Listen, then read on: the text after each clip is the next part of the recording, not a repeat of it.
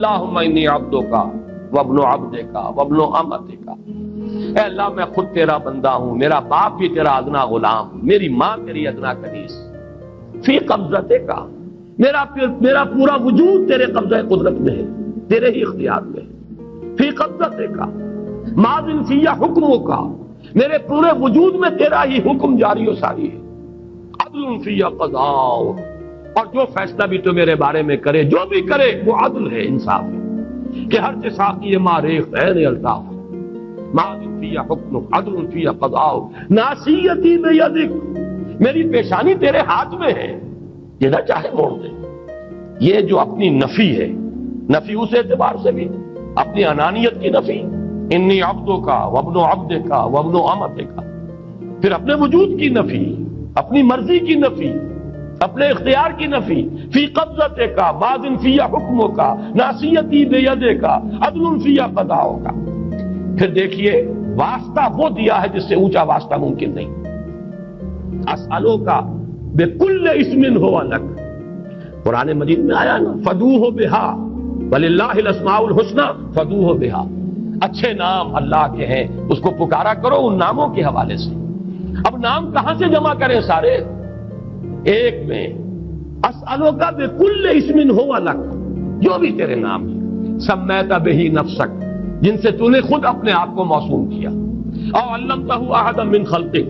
یا تو نے اپنی مخلوق میں سے کسی کو وہ نام سکھایا، او انزلتہ فی کتابک، یا وہ نام تو نے اپنی کسی کتاب میں نازل کیا، اب استاثرت بہ فی مکنون الغیب عندک، یا اس کو تو نے خود اپنے خزانہ غیب میں محفوظ رکھا ہوا ہے۔ تیرے وہ نام بھی ہیں جو تو نے کسی کو ابھی سکھائے ہی نہیں، تو نے اپنی کتاب میں کسی میں نازل ہی نہیں کیے، وہ تو تیرے خاص خزانے کے اندر وہ ابھی در مکنون ہے، وہ ابھی تیرے پاس موجود ہے۔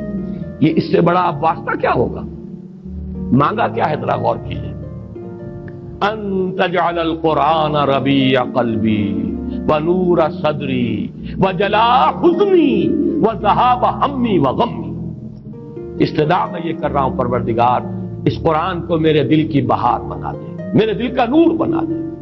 نور صدری، ان تجعل القرآن ربیع قلبی، میرے دل کی بہار، ونور صدری، میرے سینے کا نور، وجلاء حزنی، یہ حزن جو جس سے کہ محمد دو چار ہے صلی اللہ علیہ وسلم، یہ وہ کیفیت جو ہے قبض کی، اس کو دور کرنے کا ذریعہ بنا دے اس قرآن کو، جلاء حزنی وذہاب ہمی وغمی، اور میرے ہموم، میرے تفکرات، میرے غموں کو دور کرنے کا ذریعہ بنا دے۔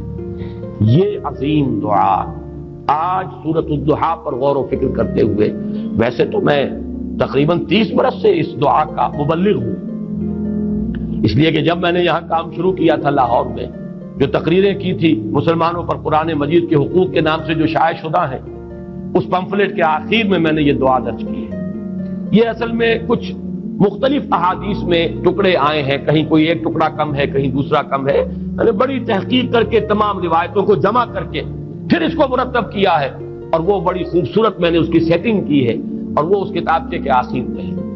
اللہم انی عبدک وابن عبدک وابن امتک فی قبضتک ناصیتی بیدک ماضٍ فی حکمک عدل فی قضاءک، اسألک بکل اسم هو لک سمیت بہ نفسک او علمتہ احدا من خلقک او انزلتہ فی کتابک او استاثرت بہ فی مکنون الغیب عندک ان تجعل القرآن ربیع قلبی ونور صدری وجلاء حزنی وذہاب ہمی وغمی۔